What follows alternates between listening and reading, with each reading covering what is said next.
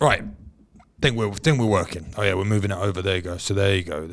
Now let's see how long that takes to do on here. Do I like Germany? Good question. I go to Germany a lot. There we go. We moved it over. I go to Germany a lot because of Octagon. So Octagon MMA have got me going there probably once a month, if not twice a month. I think we're going twice. Well, technically we're going to Szczecin in Poland, but that's basically Germany anyway, in April.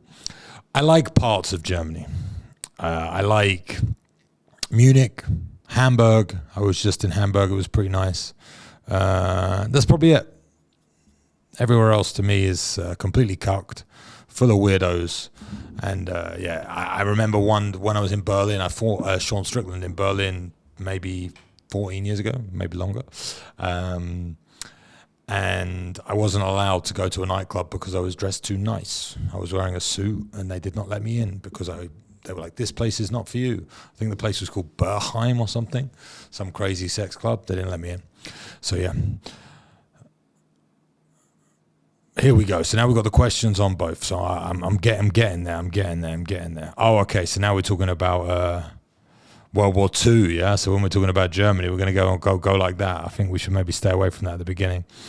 Well, I'm going to talk today, the topic is the most important thing in life, or the thing that really matters, the only thing that matters. And I'm going to get to it and explain what it is, and then we'll do a Q&A, and I can answer questions, and I'll go through with the chat like I always do. And yeah, I'm getting better at interacting with you guys on the chat. It's quite new for me. So just doing these lives once a week, every Wednesday, 8 p.m. in Spain, 7 o'clock in the UK, and wherever you are in the world. So I'll go through, I'll talk a little bit. Yeah, the Bergheim is crazy, but I couldn't go because, I was dressed too nice. I think you better show up in a hoodie or like look homeless. Not really my style. So the most important thing, I put up a Q&A and I got a lot of responses, and no one actually said it, which surprised me. A lot of people said health, a lot of people said family, loads of people said making money. And all of those things are a part of it, and obviously they're important. But the most important thing in life is always going to be perception. And perception, not just of the world, but of yourself. And we talk about this a lot. The upgrade is built around this, and then the community is built around this that I run. And we talk all the time about your perception of situations. And in every argument that's ever happened in life that you'll get wrong or you get right, there's always three versions. There's your version, there's their version, and then there's reality. So that phrase in itself explains to us that we all live in our own different types of realities. We are the people that create our realities. It's completely up to us to decide what our reality is. And because of that, when you think about it, the way you perceive the world is how you live your life. And that is like reverbed back to you. So people talk about the law of attraction, and that's kind of what this is, but I want to talk about it in a little bit more detail. And it comes down to what I talk a lot about is like casting spells and talking and putting things out into the universe and self-belief, really. All of these dogmas that we live by. And we get them from very, very young, from speaking to our parents, from our peers, from people above us, from people that give us bad internal dialogue, whatever we want to call it. And that's something that we need to break through. So the most important thing, or the only thing that matters, is the story you tell yourself about yourself. That is the thing that dictates which life that you live. When people said family, money, health, well, the story you tell yourself dictates how healthy you are. The story you tell yourself dictates how much money you have. The story you tell dictates how close you are to your family, how you treat your family, how your family treat you, how your family see you. All these things come down to the story that you tell yourself. And I know this very, very well because I kind of trained my mind from being quite a how do I explain it? Quite an average guy. Let's just use that phrase. Average guy to pushing myself, pushing boundaries, pushing limiting beliefs, and trying to become the best version of myself that I can. And it is a constant journey and constant work. It's not something that just clicks and happens. It's something that is every day. So I was very, very fortunate to join the War Room, which is an organization where I learned a lot of these things, especially when it comes to this specific mantra. And the people that you surround yourself with within the War Room, when I had these guys, they would pick up phrases that I said and be like, bro, why'd you say that about yourself? And it comes from being British or being English and having this kind of detrimental sarcasm like bred into us from a young age. And that is unbelievable how badly it affects us without us realizing. Because every time you say something negative about yourself, you reinforce that negative thing. That is my belief. My belief is thoughts are things, and when you think it and then you say it, you give it more power and it's more likely to become true. So the more you say something in public with gusto, with belief, the more likely that thing's going to come true. That is like the law of the attraction bullshit that you always hear about, but it's 100% true when it comes to negativity. It's 100% true when it comes to the negative side, the bad side, the dark side of life. You can't just manifest amazing things into your life by saying them out loud. There has to be other layers of it, but you definitely can manifest the negative. It's much easier for negativity to enter your mind and your brain and your life than it is for the positive, because that takes time. The positive side of things takes time, but negativity, it grows so quickly, because once you have one negative thought, it can multiply into 1,000 negative thoughts, and then your energy can lower, and the people you surround yourself with, they can see it. And as soon as they see it, it's like a plague and they switch off. Whereas when it comes to the positive side and you up your level and you go an upward spiral and everything's good in your life and you speak positively, it still takes people a long time to react to that. People react to negativity like that. People react to positivity, it takes them a long time. It's kind of like sales. They say, I think you have to mention something 17 times for it then to be in their subconscious. You have to be positive 17 times or maybe 1,700 times for people to see you as that person. But you're negative once, you're negative and you're fucked. So that's why the whole manifestation thing, I believe in it. I think it's 100% true. I think what you think, you can become. And, I think Buddha said something along those lines. He had a quote where he said, you are your mind and your mind is you. So if you can control your mind, you can control your life.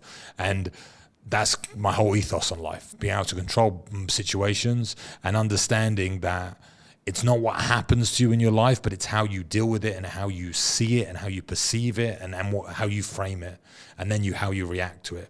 Obviously, there's a million negative things, and we could talk about all the negative things that happen and, this doesn't happen because of this, but it all comes down to the internal dialogue. It all comes down to your perception. That's the internal dictates the external. And everyone I've met who has done extremely well and has a very, very a life that people want to garner, that they have this mentality. They're the ones that believe that what you think is you become. They believe in energy. They believe in these things. I'm sure there's people that have become very rich that don't. But I'm just saying, once you tap into this mentality, you can just completely change your life and change your perception and then change your life. So if you think about life through a lens, the way you perceive it, the way that you see it, the way that you think about it, not even what you say about it, but the way you think about things is how they turn out. And if you think about that on a very, very, very small scale, you then just extrapolate it out. So your perception and your understanding and your feelings towards a certain individual, it's like when you say something about someone and you believe it and you say it so many times, they kind of turn into that person because you kind of navigate them in that way and you highlight those things about them and you see those little things. Whereas if you saw them in a different light as a different person, you probably wouldn't even notice half the crap that you notice. And that's the sort of stuff that really, really weighs you down. So that's kind of the general message. We're going to talk about it through Q&A and through questions, and I'll go back over it a few times. But this idea of perceiving the world differently, I always say the easiest way to do it if you're a young guy, and obviously the people I'm talking to are like 18 to 25, even maybe 30-year-old males now, because they're the guys that seem to be stuck, is if you can change it, this is how it works. It's like the chicken and the egg. What came first, the chicken or the egg? I mean, obviously it was the chicken, but that's a simulation story and we could talk about that differently. But that's the same with your mind and how you perceive things. Is your shit circumstance because of your mind, or is your mind because of your shit circumstance? And yeah, if you change the external, it's easier to change the internal. But if you change the internal, it's probably easier to change the external. So it's up to you to decide on which way to go. So the reality is the one thing you can change quickly is how you view something, how you think about something, your mind, your internal. That can be changed. So the chicken and the egg idea, just change the thing that you have control over, which is your view on something. Then it might take longer for the outside external world to change, but it will get there if you truly believe it. And that's when it all comes down to belief and time and patience. And then we can get religious, and then we can do, you can go super, super deep on this. But I want you to understand that the only thing you truly have in this world is control of your thoughts. That's all you have. You don't have anything you own. You don't own your house. You don't own your car. You don't own your land. You don't your job title. And none of that matters. None of that even is real. It's just all made up, and it's just an externality of your internal dialogue and your internal mind. The only thing that you have and that you have control over is yourself. So the story you tell about yourself is all that matters. And the easiest way to change that story, as what I was about to say, is to leave home, leave your hometown, get away from where you grew up, get away from the emotional anchors that you have around you that make you act a certain way and believe you are a certain person, because they are built over years and years and years, and they're impossible to change. Impossible might be a bit of a strong thing, but it's much easier to tell a new story in a new place to new people who don't know you. But if you tell a new story and pretend to be someone new, and you're trying to change your output, and you're trying to change your energy, and you're trying to change your life, but you see your best mate from school, or some guy that bullied you, or some girl that you fancied that she turned you down 50 times when you were at school, it's going to lower your energy, and it's going to make it very hard for you to change that person. You can do it, and I talk about this, I spoke about this about fighting.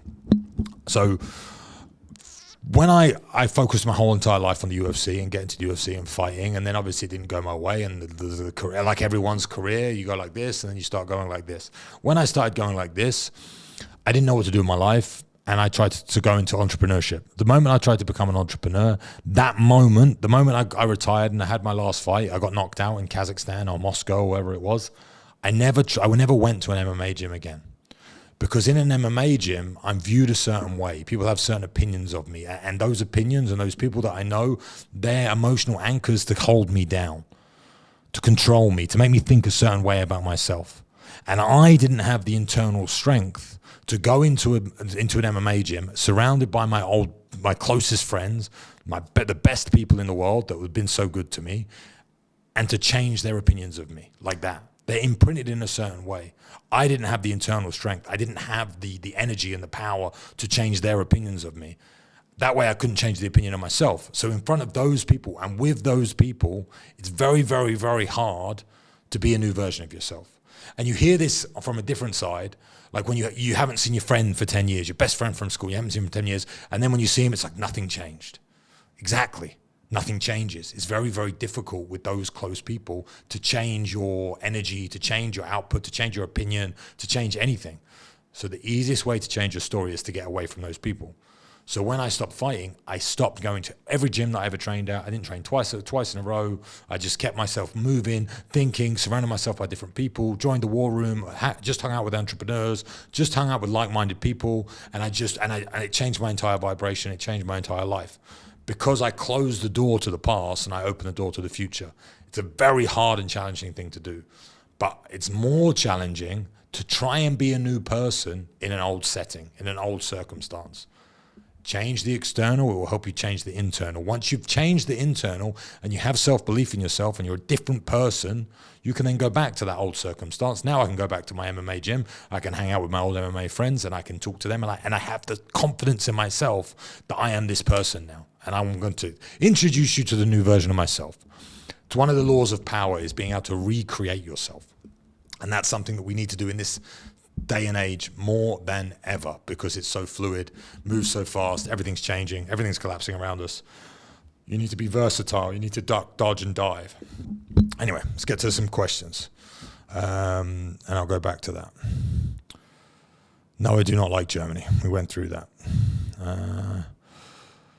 The most practical advice for a young man out there. Thank you. Again, practical, it depends on the age, but for you, Sane 888, is the most practical advice is change your surroundings. If you're trying to up your level, hang around with the right people, go to the right places, be in the right environments, get away from home, get away from the people you grow up with, get away, and not because they're bad people, just because they are putting limiting beliefs on you without them even realizing. They're not doing it intentionally. Your family are not trying to hold you back intentionally. They're just doing it because they are programmed, and they are programming you without their even knowledge of them doing it. So you need to get better programming. To get better program, you need to be surrounded by better people. To be surrounded by better people, you've got to move around. So leave home is my best advice. Recreate yourself. Be a different person. Tell yourself a new story. Convince other people of that story, and then it becomes true. The security is very strict at the Bergheim. Yeah, they hated me. I don't know why. Have I ever been to South Tyrol in Italy? I have not. I've been to Italy many, many times. I was an Italian MMA champion, won the title in Milan, defended it in Rome, I think. I can't remember. But I've never been to South Tyrol. Tell me something about it.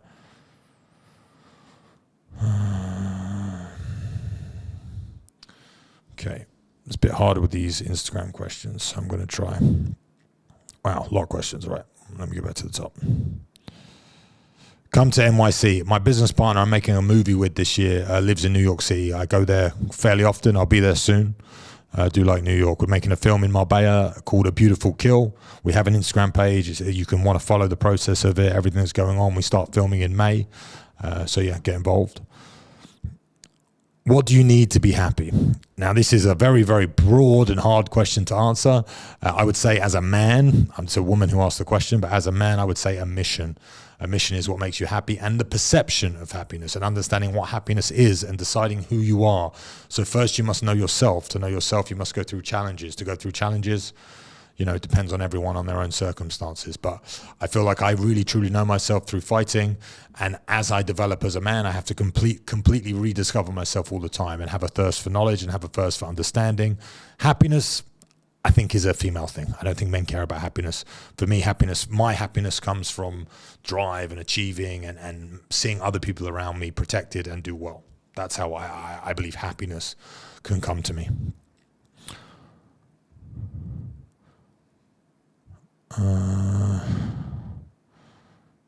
Freedom. So again, I guess that's the answer to what really matters. Freedom is the number one.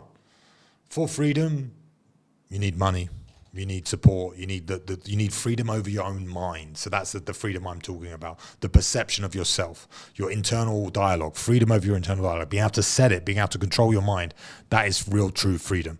So freedom is the most important thing. Everyone talks about money and women and whatever else. None of that matters if you're not free. But to be free, you have to be free here first. And that's the whole thing that we talk about. Yes, I'm interactive with the chat. I just gave a little big old speech at the beginning.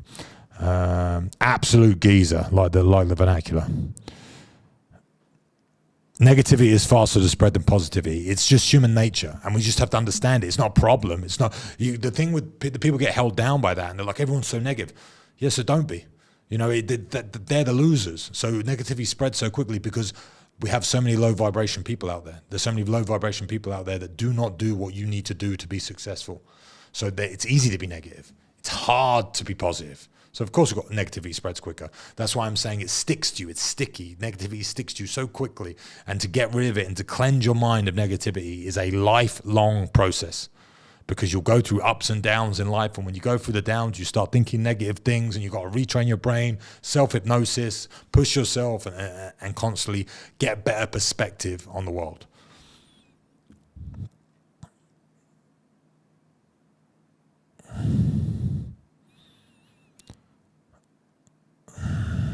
A lot of talking about Christianity. I'm not going to touch on religion. Someone called me a pussy, which is very, very interesting. Hi, to scale a website design agency, any advice? I mean, I think it's such a... What's the right word here? So many people doing this, creating websites, and now with AI, there's so many fast and speedy ways to do it. We actually make websites with our marketing company here in Marbella, and it's all about client retention. So it's about finding the right clients. Best way to find the right clients is personal branding. Best way to have a good personal brand is have good social media. So if your company are attached to a personal brand, and you can explain to people and give them information about why your websites are better than other people's, why your agency is better, the personalities behind it, the people behind it, the tech behind it. People connect. Now everything in life is about connection. So it's funny, we're the most connected time ever, but we're all the loneliest. So everyone's lonely, everyone's looking for information, everyone's looking for connection. If you can connect with your audience, if you connect with your buyers, if you connect with your clients, then you can scale your agency. So a lot of people will focus on the tech, focus on the points, focus on the whatever. Cool. A million people can do that. Why do I pick you? Why are you the person that is going to make my website? Most of the time, people buy things through emotion and through connection rather than through stats and statistics and who's better. I don't care who's better. I got money, I want to spend it. Convince me why I should buy it. And I think that comes down to personal branding now more than ever.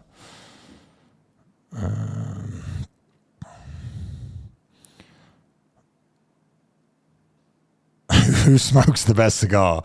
You or Brad? I taught Brad how to smoke cigars. So he's doing all right now. He's doing all right. He's definitely got the best lighters. I think he's bought like 3 lighters now, and they're all pretty G. So he's getting there. He's getting there.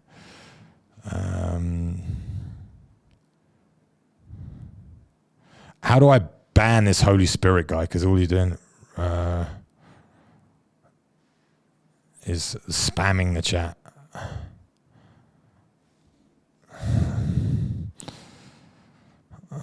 Okay, I don't know how to do this. Let me work it out 1 sec.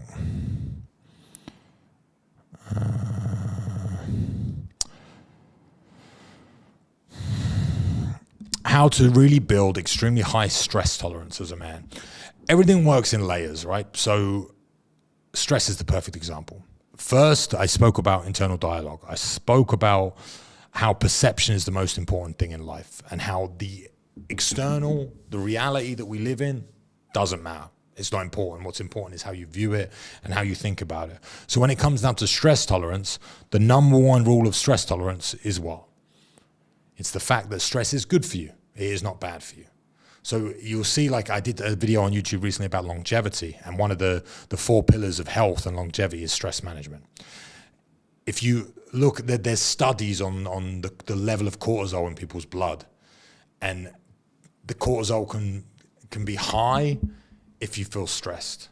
And they looked at like CEOs and very high leverage people that work in very hard environments, and they had lower cortisol than people that worked in normal lives. Because the people that worked in normal lives, they get a lot of cortisol from stress because they react to it badly. So your brain controls everything. Your perception controls everything. How you see things controls everything. So how you control stress tolerance is you believe stress is good for you. I want more stress. Give me more stress. It's better for me. I want more challenges. I want harder things to do. And if you have that perception of stress, you've already done half the battle. Then you practice layering that. So then you have to slowly introduce more stress into your life. And there's that famous thing that people will say, like, life doesn't get easier, you just get stronger, or whatever the phrase is. And they've got those pictures of those guys. That's a really good way of looking at stress, because stress, people think about this about money. This is a big one about money. When you don't have money, you have one problem: to make money. That is the only problem you have if you're broke. When you have a lot of money, you have 1,000 different problems, because you have to worry about losing it, thinking about how you spend it, whether I invest it, was that a mistake, was this right, people want to take it, do people treat me differently now because I got money? Like all these things come to your mind. Whereas when you don't have money, you just got to make money. So it's actually a lot easier to have no money than it is to have money. It's a harder responsibility. It's more difficult, but you just get better at managing it. You get stronger. You understand it better. You have better perception over time. So people think life gets easier. It gets harder. All life does is get harder. As you get older, you have more responsibilities, you have kids, you have more stress. Stress just goes up and up and up. So you have to learn to layer it. You have to learn to enjoy it. You have to learn to like the challenge. You have to, because the thing is, once those challenges, if you're a guy, and those challenges start to dissipate and disappear, you become bored and you become lonely and you become lost. You need challenge. You need stress. You need hardship. That's the good things in life. People are trying to get them away. Then they just might as well not be alive. How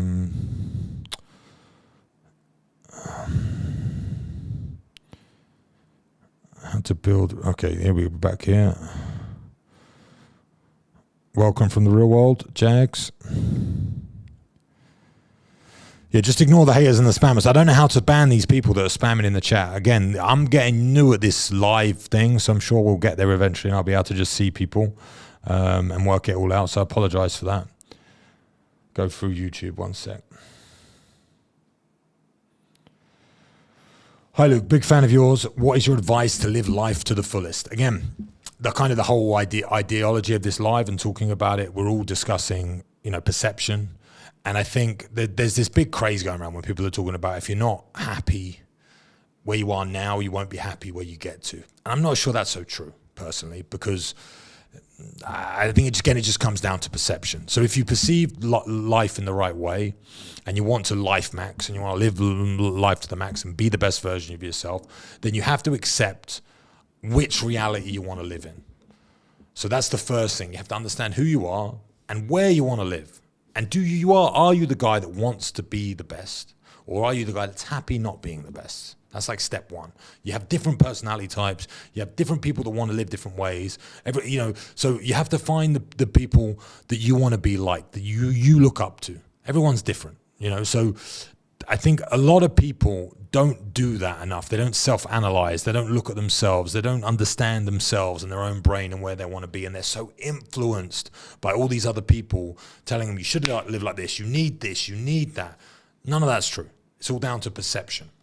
So if you perceive who you are and who you want to become and who you want to be and you understand that, then you can live life to the fullest. What is your version of fullest? That's the most important thing. So you need a roadmap. And to build that roadmap, the first step is understanding where you are and who you are. Because it's easy to say, I want this, and I want that, and I want this. But none of that actually matters if you don't know where you are right now or who you are right now. Because then you're just going down the wrong path because you think you want something, because you perceive it as correct, because you've been told or influenced to believe that this is something that you need. And then you get it and you feel empty. There's so many stories of people that achieve the thing that they've been trying to achieve for decades, and then they feel empty because they didn't really want that thing in the first place. They just thought they wanted it because they didn't do the self-work or the internal look at themselves to understand who they are, what they want, what they need. And it's very fucking hard to do that when you're 18, 19, 20 years old. But you can start. Again, it's a lifelong journey. So to live life to the max, you got to first decide what living life to the max is for you.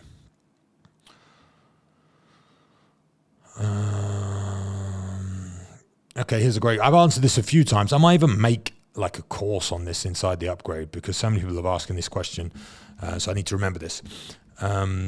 Francis Bomba 09.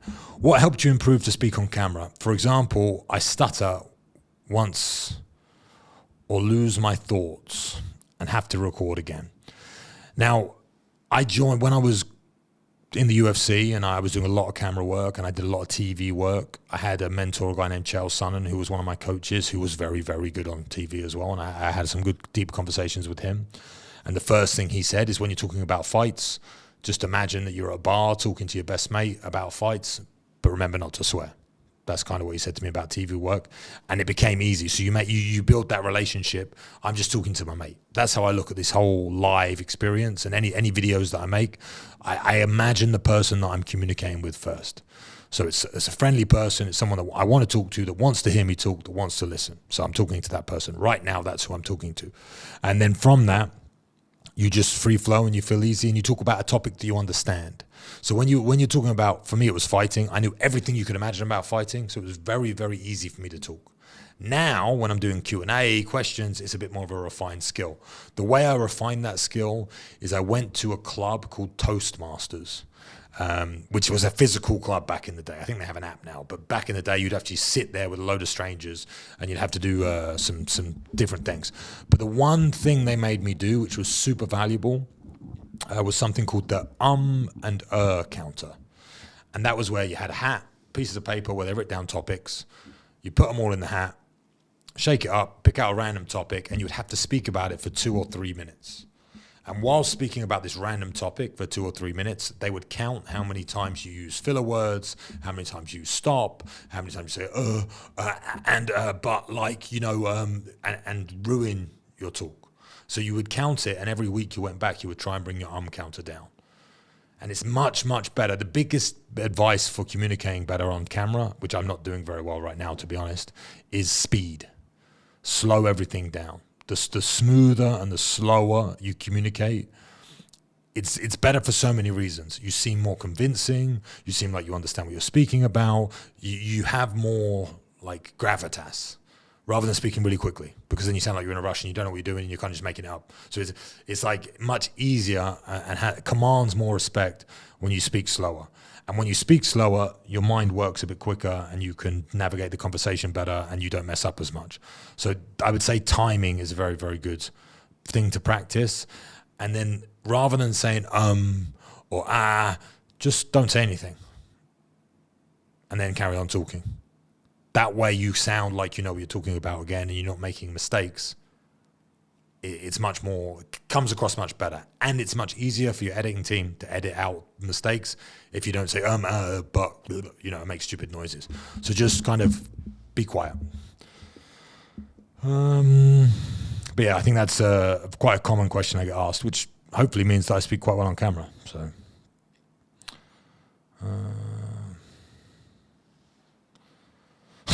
anyone who calls their Insta Holy Spirit is automatically a red flag. I mean, it's what we call it virtual signaling, right? When people start, things like that become their personalities. Yeah, I would kind of agree, but maybe not as insulting. Here we go. We've got another one about speaking, but struggling with flow and clarity, often searching for words. Any practical advice? I currently practice by speaking on random topics and reviewing recordings. So that's. I'm going to get loads of questions about that. So that's, yeah, like I just said, great idea. Record yourself and watch it back and talk about random topics. But again, slowing down, I already said it, so I'll just go over it really quickly. Slowing down how you speak will make it a lot easier to think and think of words. Also sounds strange, but reading, the more you read, the better your vocabulary becomes and you have more understanding of the language in general. So I'd read 30 to 60 minutes a day. That will help your public speaking as well.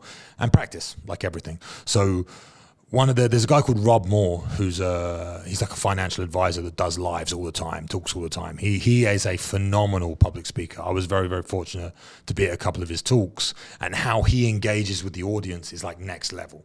Online, it's a bit easier, but when you're in a hall talking to people, it can be quite intimidating. He really connects with people. So I think he has like a school or something that it's like £8 a month or something, super cheap. He talks mainly about finance, but you might be able to get some ideas from that as well. So Rob Moore, I can't remember what it's called, the thing, but if you Google it, he's a great guy. What else we got?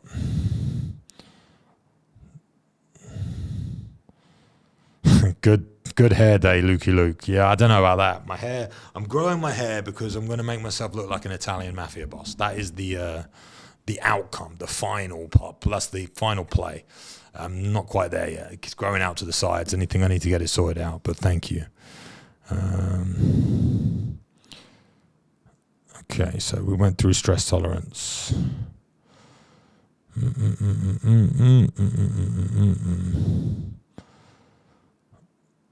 Oh, we asked this question a couple of times, so I must have missed it.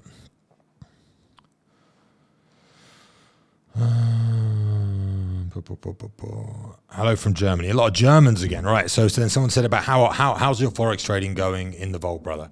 So Forex is a interesting topic. I mean, it's something that I come from the crypto world a little bit more. So about 9 years ago, I started trading in crypto. And the volatility and the craziness, the amount of money that I went up and down, lost. And I mean, I made a lot at the beginning, and I don't think I've ever made anything else since. So I transferred over quite recently in the last 3 or 4 years, since this bull run basically went a bit tits to the side and side up, into Forex, mainly just gold. So within the Vault, we only trade gold. It's much easier to follow the signal. We have a signal channel, all that sort of stuff. So when people are looking at financialized capitalism, it's a very, very simple way to make money. The thing that you have to understand now, and I get asked this a lot about side hustles and everything else, is the world we live in now, it does not reward hard work. It does not reward people for being inventors or building things, or none of that gets rewarded. The thing that is getting rewarded is using money to make more money. Financialized capitalism, stocks, shares, trading, crypto, all this stuff. So the best and quickest and easiest way to start making money in this climate is if you have a little bit, you don't need a lot, but trying to make it into more by learning trading, learning and understanding it. They teach it extremely well inside the real world for crypto guys. Forex, they don't really touch. So Forex is something that I do inside the vault. If anyone wants any information about it, they can just DM me the word vault and I'll give it. We do education. We have every Monday, there's a YouTube live actually talking about mindset. Because again, like I said with the thing, everything's about perception of reality, understanding, not getting stressed. That all comes from the mindset training that you get alongside with this inside the vault. So if anyone's interested in it, just let me know. Any questions I missed, MX, that you can see, or you're not? Oh no, I got your phone, yeah? Okay, so yeah.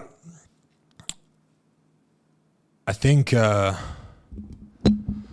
me, that's something that it took me a long time, to be honest, to really understand how effective the internal monologue and the mind can be. And I think a lot of people, they think it's wishy-washy bullshit. And I was one of those guys.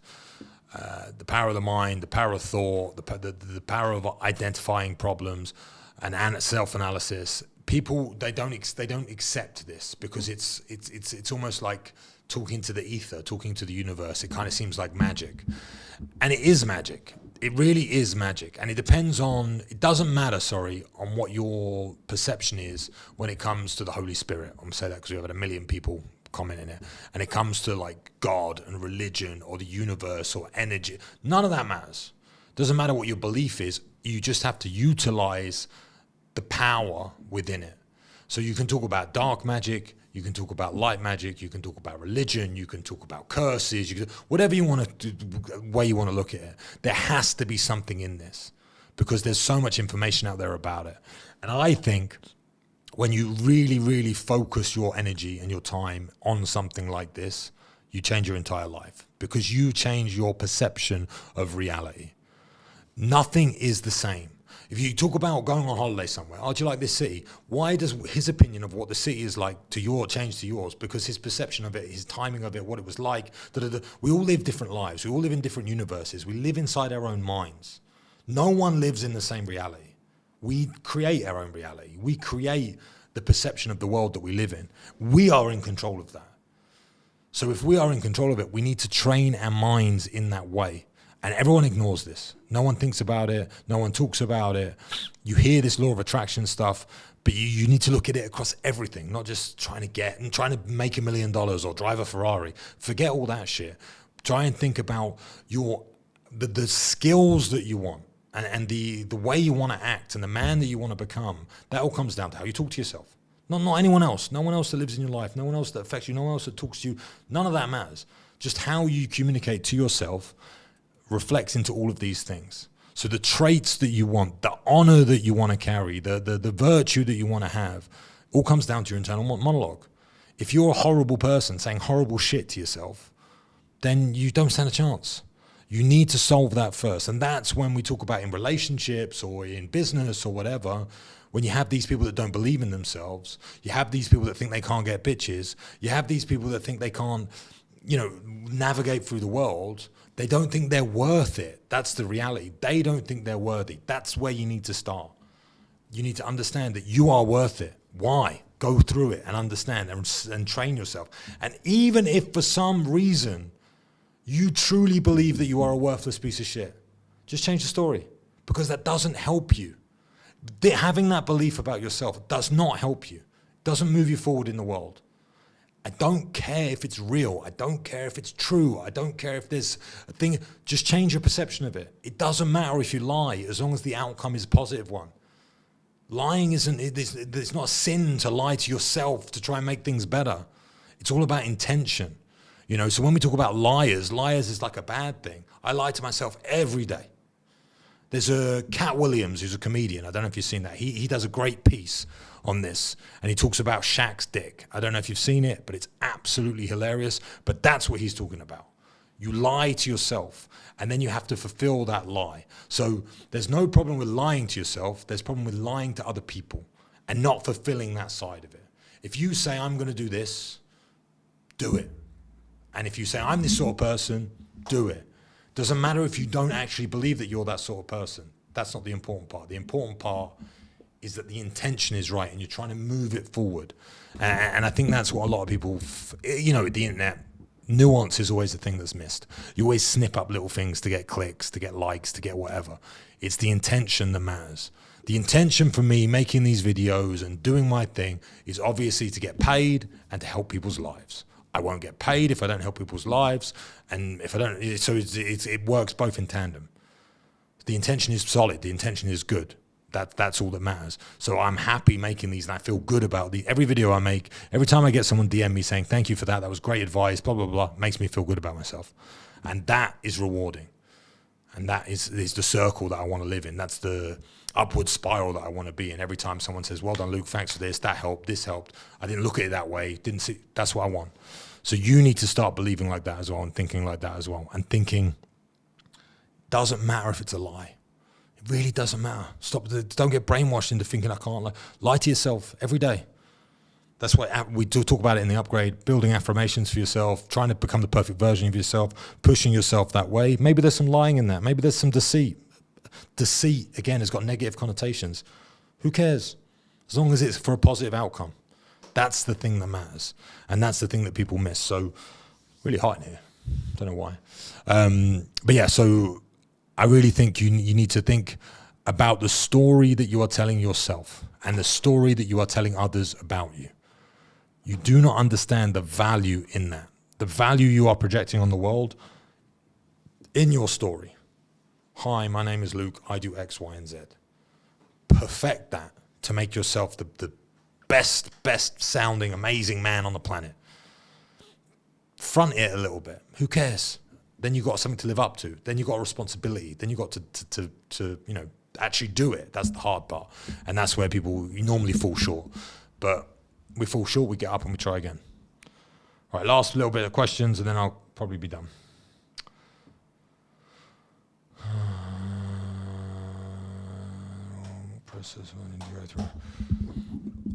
Okay, so hi Luke, I was wondering if you've been in the war room. I am 17 years old, male. Right, so you're inside the real world at 17, and if you want to be part of the best team, they have something in the real world called the council. So that would be the first step if you join the council. This is like a higher end version of the real world. And then after that, they have the war room. So the war room is like the top end. And it's very, very different to the real world. You're not learning skills in the war room. You're more networking and meeting people and being part of incredible events. It's very, very different. But I would say the next step for you at 17 is to stack cash, build your internal dialogue on the person and the version of yourself that you want to become and that you want to be, and then try and join the council and surround yourself with people on the same journey as you. It's the number one thing. And like I said earlier, at 17, maybe not yet, but you should be looking at how you get out of your hometown, how you get somewhere near. Maybe you meet someone in the real world or in the council who's living life the way that you want to live life. You go live with them. You you got a big journey ahead of you. A million things that you can do. Yeah.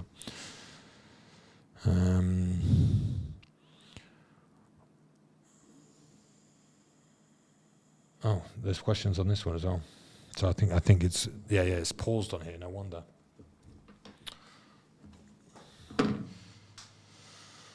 Oh, I've got loads of questions on here that I haven't even seen.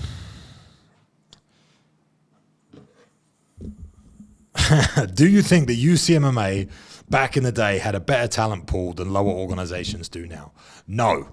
UCMMA, Ultimate Challenge Mixed Martial Arts, I fought on there twice. I think I fought a guy called Ben Callum in a crazy fight, and another guy, I can't remember his name now.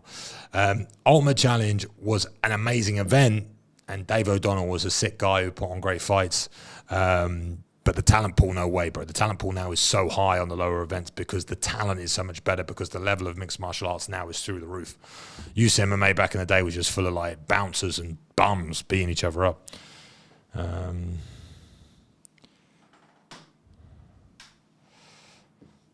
I'm 26 years old and just moved to Marbella because the business is going good. What's your advice for having the best experience and connect with successful people? I mean, step one, we live in Marbella. I'm in the Marbella podcast studio right now making this podcast or this live.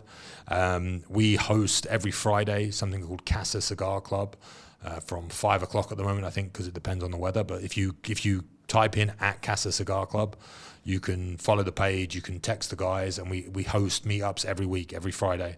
And I'm at 50% of them, if not, and some other amazing, incredible people. We've had billionaires come.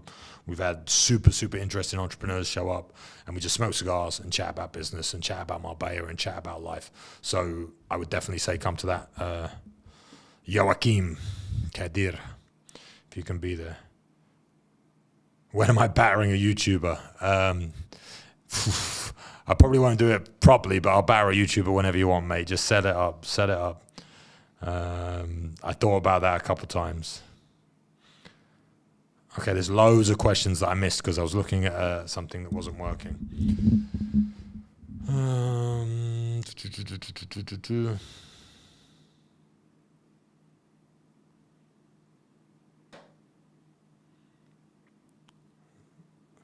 Do you have a record of this live? We normally record it, chop it up, and it gets posted afterwards. That's down to the team. They'll sort that out. What's happening from Rwanda? I'll be in Rwanda this year for sure. We're going to look at launching a mixed martial arts event there. That should be happening this year.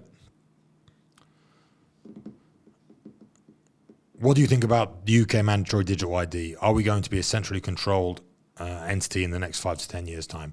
I don't think it's just the UK. The same thing's happening in Spain. The same thing's happening in Italy. The same thing by the end of 2026, we have to be registered here as well. So it's the whole of Europe, my friend, not just the UK. But I think the UK is definitely further along than a lot of the other places. The uprising is coming. I'm sure there will be a lot of issues. But yeah, if you accept the digital ID and you sign up for it and you accept the digital backed currencies, the currencies that are going to come across online, like their kind of version of USDC or whatever they're going to bring out, the government-backed digital currencies, then we are fucked. But it's pretty much going to happen. It's already happened. So there'll be a ways around it. Smart people will find the right way. But yeah, we're definitely going to be completely controlled. I'd say we're completely controlled already. People just don't even believe it at the moment. What advice do you have for me? I'm 16, training MMA. How does someone become valuable to become in your circle or circle of people with value, respect, and dignity? I talk about this a lot. I did a video on it. I think it's already out. It's coming out, talking about virtue, the different types of virtue, and how it's something that masculinity is missing now in the world. And one of the most important things, most virtuous things we can have is temperance, which is basically patience. And at 16, if you're into mixed martial arts, that's how you're going to get people's attention. So let's focus 100% on that. Treat MMA like a business. Don't think of it like a hobby. Every single session that you have, record the session, write it down, write down what you did good, write down how you felt, write down your objectives, write down your goals, assess the session afterwards, and that's how you'll improve rapidly. That's what I did. I started mixed martial arts, and within, I think it was 3.5 years, I was fighting in the UFC. So it's like, I went from zero to nothing very, very quick because of the mindset and the mentality and then the input I put. I didn't just show up to training and train hard. I recorded my training. I spoke about my training. I thought about my training. I had the perception that I was going to get better, so I thought about it every single day. So do that, and then the circle will come from that, from the hard work. At 16, find the right people in the gym that you look up to and listen to them.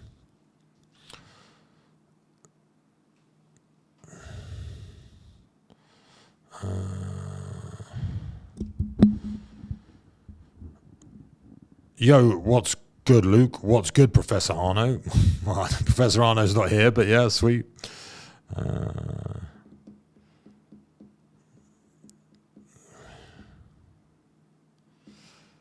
When everything upwards spiral, high frequency, and sometimes extreme stress happens, and you folding, yes, stress is good for me, but this is all philosophy. How to really?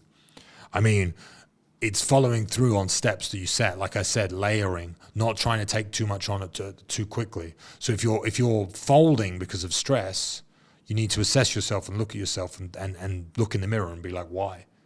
What do I need to do? And then build yourself back up slowly. Try not to take big leaps. You know, don't just... And I would study your internal monologue, because even this message is negative.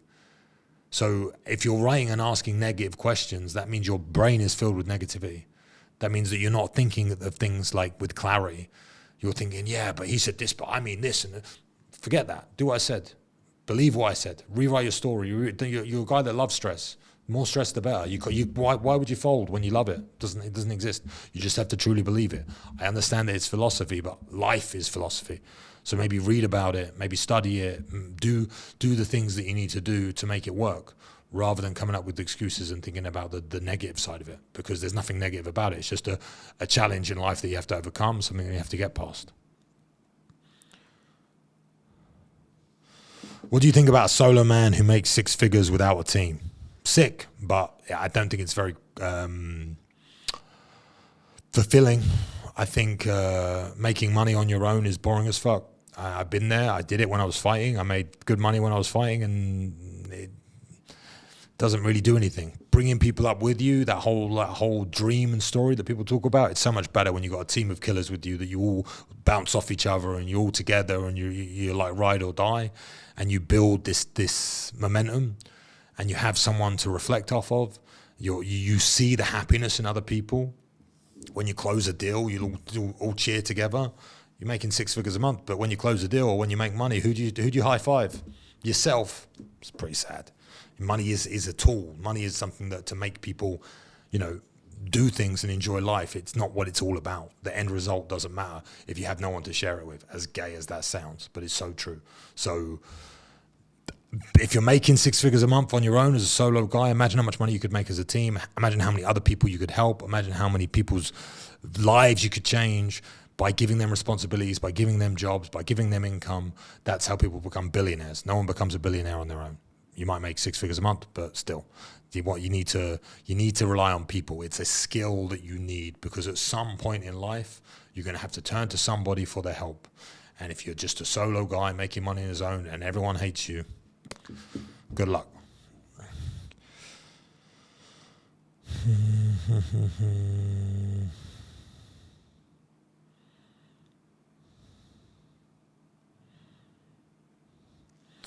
I like this question. What do you think about mind control and mass programming? I think rich and influential people cannot not be under control of the New World Order. I think the CIA is working in all realms.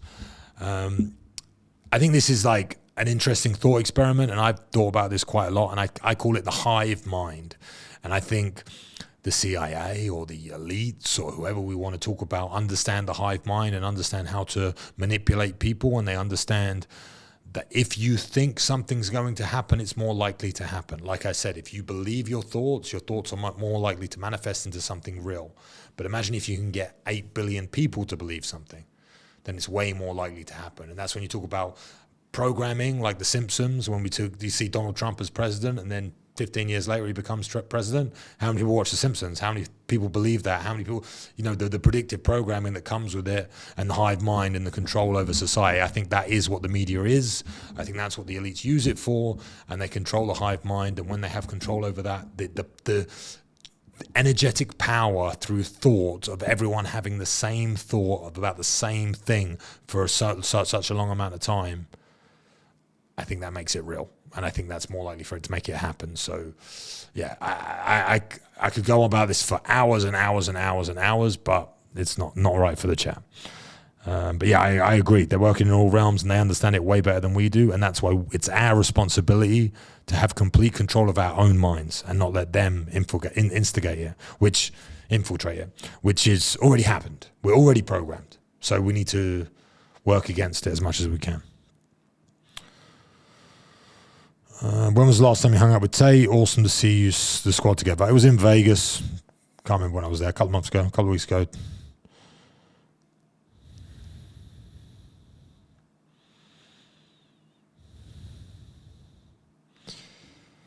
Okay. Good morning, Luke. When I have a hard day and there's something urgent to do that takes time on my daily task, do I regret sleep for that? I think he means regress, to finish all my checklist, even if I only have 3 hours sleep.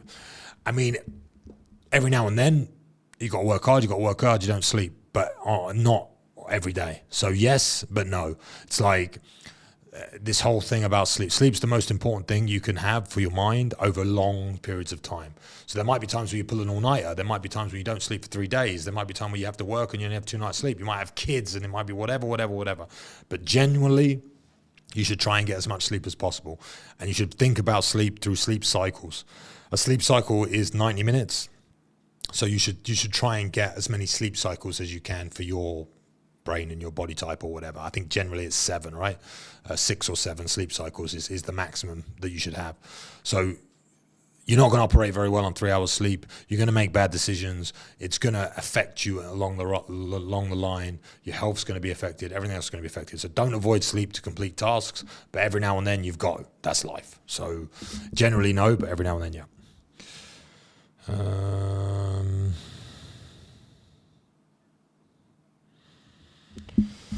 My girlfriend says I must use sun cream. I don't believe in cream. Why don't use? What do you think? Sun cream gives you cancer. It's proven 100%. Load of crap. No way you should use it. It's stupid. Women are the easiest people to manipulate and control through the media. They are dumb. They do not listen. They do not research themselves. So I would tell her, I would find studies that shows that sun cream gives you cancer. I would send them to her. I would tell them to read her. And I guarantee she still won't listen to you. But that's what I would do. And I would say, I'm a man. I don't want to wear sun cream. Not your decision. Leave me alone.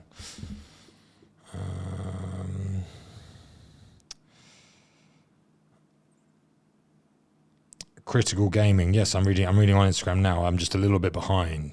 I'm trying to catch up.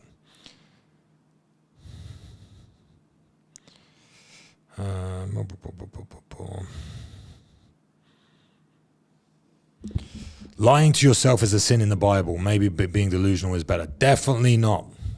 Definitely not. That's not true. Find the scripture for me. Do you understand the part where it depends how you consider lying? There's the part where Jesus walks on water with Peter, I believe it is, and Peter can't walk on water and he falls in, and Jesus says, "You do not truly believe, brother," or something along those lines. That's because he doesn't believe, because he's lying to himself that the water, he can't walk on water because he doesn't train his brain. All these things I'm talking about are in the Bible. So the idea that the way you talk to yourself and the perception of reality is what Jesus was. So you can look into it, we could talk deeply about it, but lying to yourself is 100% what you want. You call it delusion. You can. Again, what are words even? We could have that discussion. When you say lying and delusion, it's the same thing. It has the same meaning. It's all down to intention. If you have negative intention about the lies, then I would say it goes against the Bible. But it definitely doesn't. Lying to yourself is a powerful tool that we all need to accept and use. Should I start with some form of martial arts at 20 years old? 100%. You don't have long to do it, bro. 20, Jesus. Should have done it when you were 15, minimum. 10, if your parents didn't put in it, 20 years old, start with boxing. It's nice and easy. Then if you like boxing, do some judo, do some jiu-jitsu, play with it, learn your body, understand your body, because when you're 30, 40, it becomes pretty much impossible. Harder and harder and harder and harder. At a young age, combat is what everyone should learn how to defend themselves. It teaches you so much. It's not just about the violence. People always think about martial arts as violent.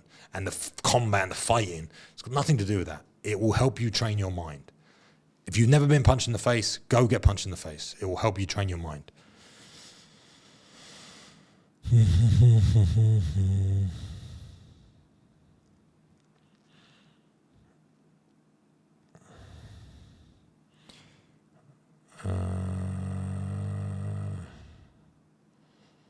Miss Kitty, have ever thought of running away? I don't know what that means. And this live video has ended, so that means it went on for too long, I guess. Great. So I'm still on YouTube. That's perfect time to end then. Let me just quickly scan. Gotta get better at reading these blooming. There's so many questions.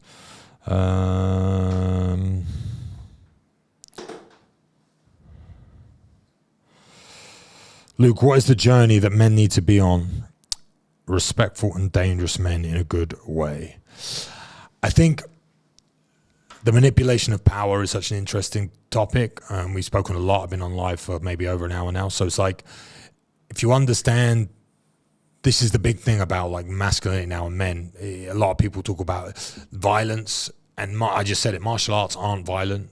If you learn martial arts, you learn how to control that competitiveness and that competency to be able to cause damage.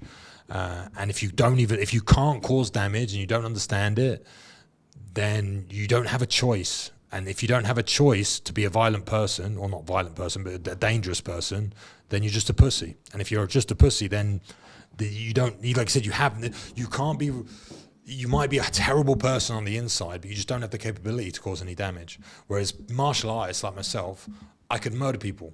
I don't, because I'm a nice guy, and I can control that energy.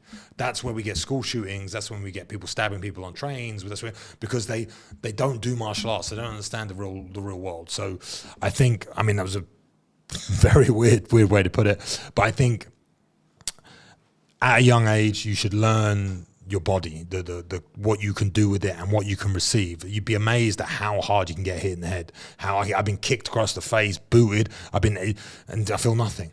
Everyone thinks getting hit hurts. It doesn't hurt until you just kind of understand it. You're just scared of it because you've trained your mind to believe it's scary. It's not scary. So I think everyone should go through that. And it teaches you to be kind.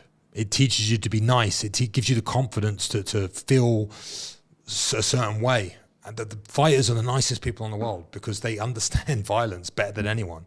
So you'd be so surprised at the top level UFC guys, how soft and nice they are as people because they have nothing to prove. So it's an interesting topic, but yeah, maybe spend some more time talking about that.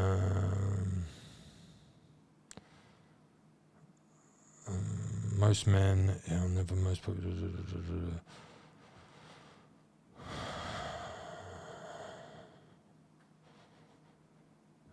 Congratulations, bro. Step by step, get yourself to the war room, law care business, flipping. And again, that's real work. One of the things I'm going to end on here, because I'm talking about perception, and this is one of the problems with most people. Most people perceive themselves as too good to work. Most people perceive themselves as too smart, too entitled. That's what's happened to us.